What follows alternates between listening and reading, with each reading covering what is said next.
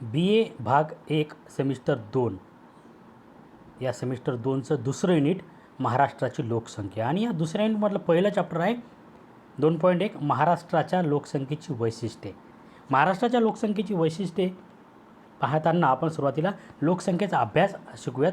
तर बघा, लोकसंख्येचा अभ्यास प्राचीन काळापासूनच होत आलेला आहे. मात्र एक समस्या म्हणून या लोकसंख्येकडे 18व्या शतकापासून अभ्यासकांचे लक्ष गेलेलं आहे. आता लोकसंख्येचा सर्वांगीण अभ्यास करणारे लोकसंख्याशास्त्र हे स्वतंत्र शास्त्रसुद्धा उदयास आलेलं आहे. 1796 थॉमस माल्थस यांनी या सिद्धांताचा विस्तार खऱ्या अर्थानं सुरुवातीला केल्याचं आपण पाहायला मिळते. आणि म्हणूनच या लोकसंख्येसंदर्भातले अनेक अभ्यास नंतरच्या काळात समोर आले. त्यामध्ये माल्थसचा लोकसंख्या सिद्धांत असेल, पर्याप्त लोकसंख्या सिद्धांत असेल किंवा संक्रमण लोकसंख्या सिद्धांत असेल, या सिद्धांताच्या माध्यमातून या लोकसंख्या अभ्यासाचं महत्त्व किंवा अभ्यासा वेळोवेळी वाढत गेल्याचं आपण पाहावयास मिळते. आता आपण शिकणार आहोत महाराष्ट्राच्या लोकसंख्येची वैशिष्ट्ये. त्यामध्ये पहिलं आहे महाराष्ट्राच्या लोकसंख्येचा आकार, वृद्धी दर. महाराष्ट्राच्या लोकसंख्येचा कसा आकार आहे वाढत गेला किंवा वृद्धी दर कसा आहे ते आपण बघूयात. तर बघा, भारतीय लोकसंख्येच्या आकारमानाप्रमाणे महाराष्ट्राच्या लोकसंख्येचे आकारमानसुद्धा फार मोठेच राहिलेलं आहे. 1961 ते 2011ची आकडेवारी जर आपण पाहिली तर आपल्या असं लक्षात येईल की 1961 महाराष्ट्राची लोकसंख्या ही 3.96 कोटी म्हणजे 3,96,00,000 एवढी होती. ती 2011 11,24,00,000 इतकी झालेली आहे. म्हणजेच मोठ्या प्रमाणात वाढ या लोकसंख्येत झाल्याचं आपल्याला दिसून येते. दशवार्षिक वृद्धी दर जर आपण पाहिला तर तो 1961 23.6 एवढा 23.6% एवढा दरवार्षिक वृद्धी दर होता. तो कमी झाला आहे 16.16%. पण एकूण लोकसंख्या वाढल्यामुळं हा दरसुद्धा खूप मोठा असल्याचं आपल्याला दिसून येते. एकूणच काय, देशाच्या लोकसंख्येमध्ये महाराष्ट्राची लोकसंख्या ही कायमच जास्त राहिलेली आहे. हे सुद्धा आपल्या महाराष्ट्राच्या लोकसंख्येचं वैशिष्ट्य आहे. त्यानंतर आहे स्त्री पुरुष प्रमाण. तर स्त्री पुरुष प्रमाण हे सुद्धा एक लोकसंख्येचं वैशिष्ट्य आहे. आणि महाराष्ट्राच्या लोकसंख्येचा जर आपण विचार केला तर या स्त्री पुरुष प्रमाणामध्ये सुद्धा अनेक भेदभाव कमी जास्त या काळामध्ये झालेला आपल्याला दिसून येते. आपण 1961 ते 2011ची आकडेवारी जर पाहिली तर महाराष्ट्रामध्ये 1961 दर 1000 पुरुषांमागे 936 स्त्रिया होत्या. 936 स्त्रिया होत्या. त्या कमी होऊन 2011 आता त्या 929 स्त्रिया राहिलेल्या आहेत. दर 1000 पुरुषांमागे स्त्रियांची संख्या ही कमी झाल्याची आपल्याला दिसून येते. आणि हे सुद्धा एक महाराष्ट्राच्या लोकसंख्येचं वैशिष्ट्य आहे. त्यानंतर आहे लोकसंख्येची घनता. तर लोकसंख्येची घनता म्हणजे काय, विशिष्ट चौरस किलोमीटर एरियामध्ये किती लोक राहतात, किती लोक राहण्यासाठी आहेत यानुसार घनता ही काढली जाते. आणि जेवढी घनता जास्त ही घनता जर जास्त असेल तर त्या लोकांना तेवढं पाहिजे तेव्हा मोकळी हवा, प्रदूषणाचा सामना त्यांना करावा लागतो, पाणी टंचाईचा सामना त्यांना करावा लागतो. आणि म्हणून घनता जास्त असणे हे देशाच्या दृष्टीने अत्यंत घातक गोष्ट आहे. आणि महाराष्ट्राच्या लोकसंख्येची जर आपण घनता पाहिली तर ती आपल्याला अशी लक्षात येते की 1961 महाराष्ट्राची घनता म्हणजे प्रति चौरस किलोमीटरमध्ये 129 लोक राहत होते. प्रति चौरस किलोमीटरमध्ये 129 लोक राहत होते 1961.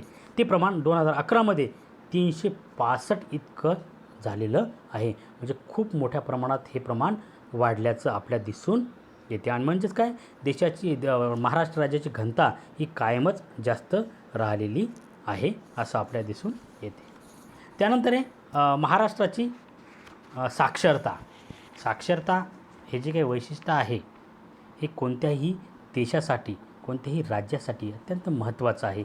कारण लोकसंख्या असू द्यात पण त्यापैकी साक्षर लोकसंख्या किती आहे, शिकलेले लोक किती आहेत. कारण साक्षर लोकसंख्या ही विकासामध्ये हातभार लावत असते.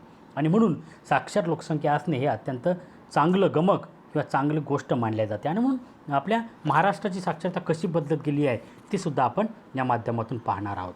तर महाराष्ट्राची साक्षरता 1961 महाराष्ट्रामध्ये 35.1% एवढे लोक साक्षर होते. 35.1% लोक हे साक्षर होते.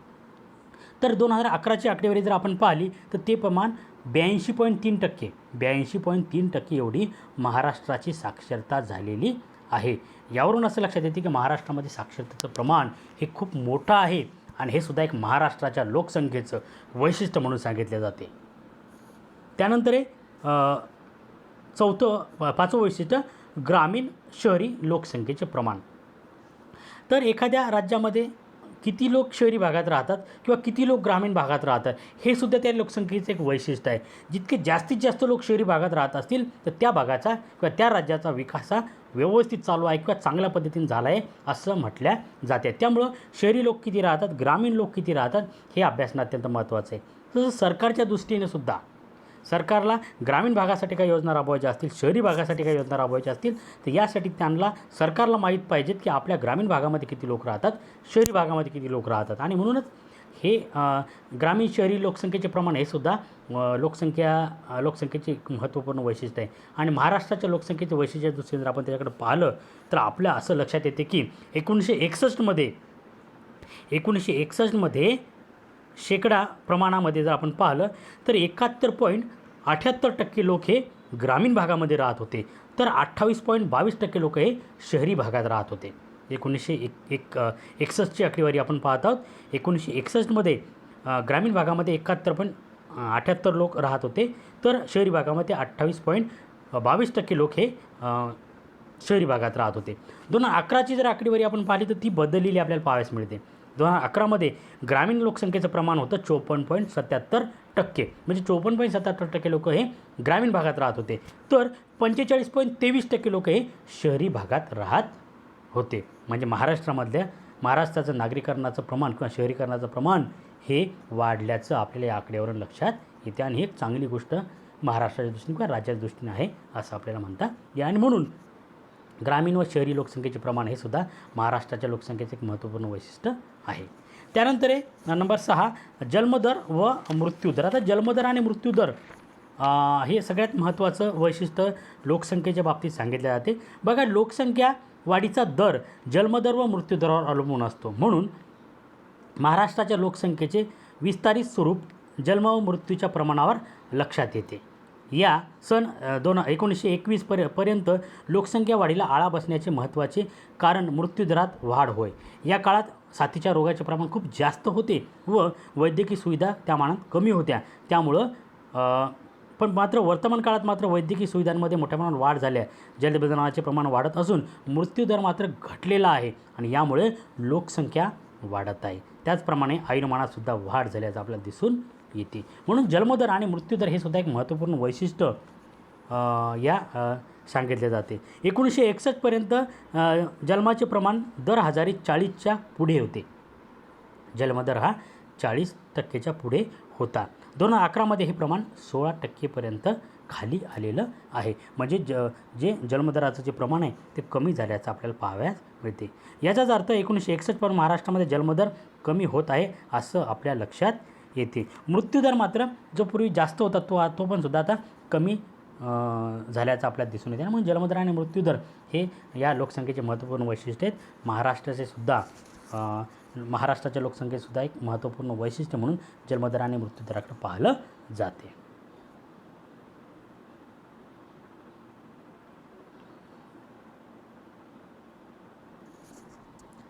त्यानंतर लोकसंख्या वाढीची कारणे. लोकसंख्या वाढीची कारणे आपल्याला शिकायची. त्यामध्ये आहे जन्मदर जास्त असण्याची कारणे. लोकसंख्या वाढीसाठी जन्मदर जास्त असणे हे सुद्धा एक महत्त्वपूर्ण कारण आहे आणि म्हणून जन्मदर जास्त असण्याची कारणं आपल्याला शिकायची आहेत. पहिलं आहे विवाहाची सार्वत्रिकता. बघा, देशामध्ये असेल किंवा राज्यामध्ये असेल, विवाहाची सार्वत्रिकता आहे म्हणजे सगळ्या लोक आपल्याकडे विवाह करतात आणि विवाह झाल्यामुळं प्रजनन क्षमता वाढते, अपत्याची संख्या वाढते आणि त्यामुळे सुद्धा जन्मदर वाढतो, लोकसंख्या वाढीला चालना मिळते. त्यानंतर नंबर 2 उष्ण हवामान. देशामध्ये असेल किंवा महाराष्ट्रामध्ये असेल, आपलं हवामान हे उष्ण आहे आणि उष्ण हवामानामध्ये प्रजनन क्षमता ही जास्त असते. कारण उष्ण हवामानामुळे मुलं किंवा मुली हे लवकर वयामध्ये येतात आणि त्यांची प्रजनन क्षमता वाढते आणि त्यामुळे जन्मदर वाढतो.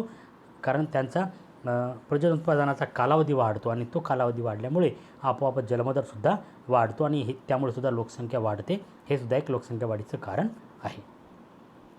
नंबर 3 आहे बालविवाहाची पद्धत. बघा, आजही काही ग्रामीण भागामध्ये बालविवाहाची पद्धती अस्तित्वात आहे. बालविवाहाची पद्धती अस्तित्वात असल्यामुळे त्या कुटुंबाला किंवा त्या जोडप्याला हा जो प्रजननाचा कालावधी आहे तो खूप जास्त मिळतो आणि त्यामुळे सुद्धा जन्मदर वाढतो आणि लोकसंख्या वाढीला चालना मिळते आणि म्हणून लोकसंख्या वाढीचं हे सुद्धा एक महत्त्वपूर्ण कारण आहे. त्यानंतर आहे सामाजिक परंपरा. आपल्या सामाजिक परंपरेनुसार प्रत्येक जसं आपण पाहिलं की विवाह केलाच जातो आणि सामाजिक परंपरेनुसार वारसाला दिवा म्हणून किंवा वारस म्हणून आपल्याला मुलगा हवाच अशी धारणा काही लोकांची असते आणि ती धारणा असल्यामुळं ते मुलांना जन्म घालत राहतात. जर मुली होत असतील तर मुलापर्यंत ते वाढ बघतात आणि तोपर्यंत त्या कुटुंबाची लोकसंख्या वाढलेली असते, अपत्य संख्या वाढलेली असते आणि त्यामुळे सुद्धा जन्मदर वाढतो आणि लोकसंख्यासुद्धा वाढायला लागते आणि म्हणून सामाजिक परंपरा हे सुद्धा लोकसंख्या वाढीचं कारण आहे. त्यानंतर नंबर 5 एकत्र कुटुंब पद्धती.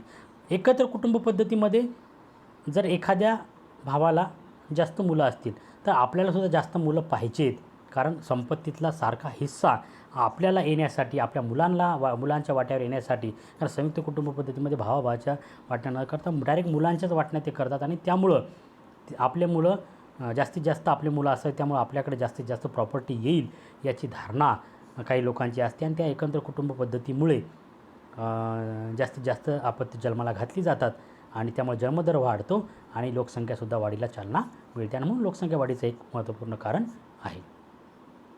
त्यानंतर नंबर 6 निकृष्ट राहणीमान. निकृष्ट राहणीमान हे सुद्धा एक लोकसंख्या वाढीला कारणीभूत घटक आहे. कारण निकृष्ट राहणीमानामध्ये जर तुमच्याकडे काही प्रॉपर्टी असेल तर तुम्ही त्याचा विचार करायला लागतात की आपल्याला याच्यामधून मुलं बाळं कसे शिकवायचे, त्यांच्याकडे किती प्रॉपर्टी राहील, त्यांच्या भविष्यासाठी आपण काय काय करू शकतो, ह्या सगळ्या गोष्टीचा विचार आपण तेव्हा करू जेव्हा आपल्याकडे काही प्रॉपर्टी असेल, काही असेल तेव्हा. पण जर काहीच नसेल तर आपण त्याचा विचार करणार का. आणि निकृष्ट राहणीमान असल्यामुळं आपल्या मुलाबाळांचं संगोपन चांगलं व्हावं, त्यांना चांगला आहार मिळावा याचाही विचार ते कुटुंब करत नाही आणि जास्तीत जास्त आपत्ती जन्माला घालते आणि आपोआपच लोकसंख्या वाढीला चालना मिळते. त्यानंतर नंबर 7 आहे उत्पन्नाचा आधार. म्हातारपणी आपल्याला उत्पन्नाचा एखादा आधार असावा, यासाठी मुलगाच हवा. मुलीचं लग्न होऊन मुली ह्या त्यांच्या सासरी जातील, आपलं संगोपन कोण करावं यासाठी उत्पन्नाचा आधार म्हणून मुलाकडं पाहिलं जाते आणि मग जास्तीत जास्त मुलं जन्माला घातली जातात. त्यामुळे जन्मदर वाढतो आणि लोकसंख्यासुद्धा त्यामुळे वाढते आणि म्हणून लोकसंख्या वाढीचं हे सुद्धा एक महत्त्वपूर्ण कारण आहे. त्यानंतर नंबर 8 सरकारचे दुर्लक्ष. हे सुद्धा जन्मदर जास्त असण्याचं कारण आहे. कारण सरकारनं यावर कोणतेही प्रतिबंध, कठोर प्रतिबंध आजपर्यंत लादलेले नाहीत. त्यामुळे बेसुमार जन्मदर वाढला आहे आणि लोकसंख्यासुद्धा त्यामुळं बेसुमार वाढत आहे. हे सुद्धा एक लोकसंख्या वाढीचं कारण आहे की सरकारचं याकडे कायमच दुर्लक्ष राहिलेलं आहे. त्यानंतर नंबर 9 कुटुंब नियोजन कार्यक्रमाला अपुरा प्रतिसाद.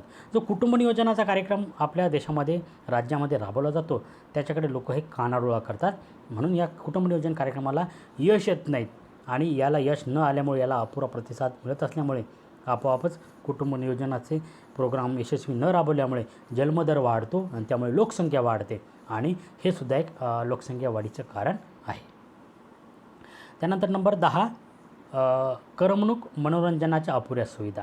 जेव्हा एखाद्या कुटुंबाला करमणूक किंवा मनोरंजनाच्या सुविधा उपलब्ध नसतात अशावेळी त्याला करमणुकीचं दुसरं साधन उपलब्ध राहत नाही आणि त्यामुळं त्या कुटुंबामध्ये जास्तीत जास्त बालकाला ते जन्म घालतात, कारण त्यांच्याकडे दुसरं करमणुकीचं साधन नसते आणि त्यामुळे करमणुकी साधन किंवा मनोरंजनाच्या अपुऱ्या सुविधा हे सुद्धा एक लोकसंख्या वाढीला किंवा जन्मदर जास्त होण्याला कारणीभूत आहे. त्यानंतर मृत्यूदरात घट. जसं जन्मदर वाढल्यामुळे सुद्धा लोकसंख्या वाढते, मृत्यूदरात घट झाल्यामुळे सुद्धा लोकसंख्या वाढते. आणि मृत्यूदरात घट होण्याची कारणं आणि आपोआपच त्यामुळे लोकसंख्या वाढीला चालना मिळत असल्यामुळे लोकसंख्या वाढीची कारणंसुद्धा आपल्या त्या माध्यमातून समोर येतील. पहिले आहे वैद्यकीय सुविधांमध्ये वाढ. बघा, वैद्यकीय सुविधांमध्ये वाढ. पूर्वीच्या काळी वैद्यकीय सुविधा उपलब्ध नव्हत्या, त्यामुळे अनेक साथीचे रोग यायचे, साथीचे आजार यायचे. साथीचे आजार आल्यामुळे, साथीचे रोग आल्यामुळे काय होते की गावाच्या गाव मृत्युमुखी पडायचे. हजारो लोक, लाखो लोक हे मृत्युमुखी पडत होते. पण या वैद्यकीय सुविधांमुळे काय झालं की आता अशा साथीच्या रोगांवर नियंत्रण आलेलं आहे आणि त्यामुळे मृत्यूदर कमी झाला आणि त्यामुळे आपोआपच लोकसंख्या वाढीला चालना मिळाली. त्यानंतर नंबर 2 दुष्काळी परिस्थितीचे निर्मूलन. बरेच वेळा दुष्काळ पडायचा. दुष्काळ पडल्यामुळं दुष्काळ पडल्यामुळं गावाच्या गावं उद्ध्वस्त व्हायची, गावाच्या गावं ही मृत्युमुखी पडायची. पण दुष्काळ निर्मूलन केल्यामुळे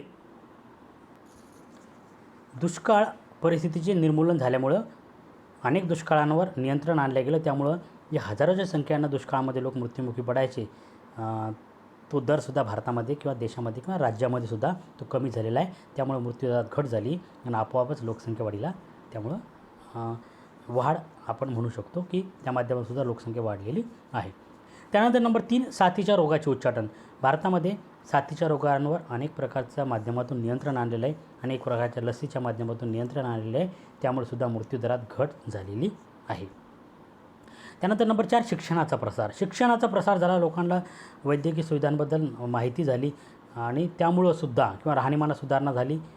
यामुळे सुद्धा मृत्यूदरात घट झाल्याचं आपल्याला पाहावयास मिळते. त्यानंतर नंबर 5, सरासरी आयुर्मानात वाढ. अनेक प्रकारच्या वैद्यकीय सुविधा उपलब्ध झाल्यामुळे सरासरी आयुर्मान हे वाढलेलं आहे आणि त्यामुळे सुद्धा मृत्यूदरात घट झालेली आहे. त्यानंतर नंबर 6, प्रसूतीकरता अद्ययावत सोयींची उपलब्धता.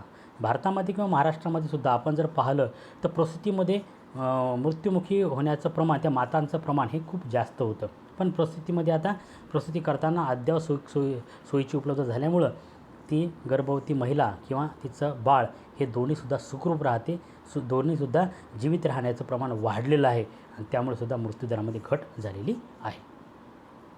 नंबर 7, दळणवळणाच्या सुविधांमध्ये वाढ. दळणवळणाच्या सुविधांमध्ये वाढ झाल्यामुळं औषधोपचार वेळेवर होतो, लोकांना वेळोवेळी वैद्यकीय सुविधा उपलब्ध होतात, त्यामुळे सुद्धा मृत्यूदरात घट झालेली आहे.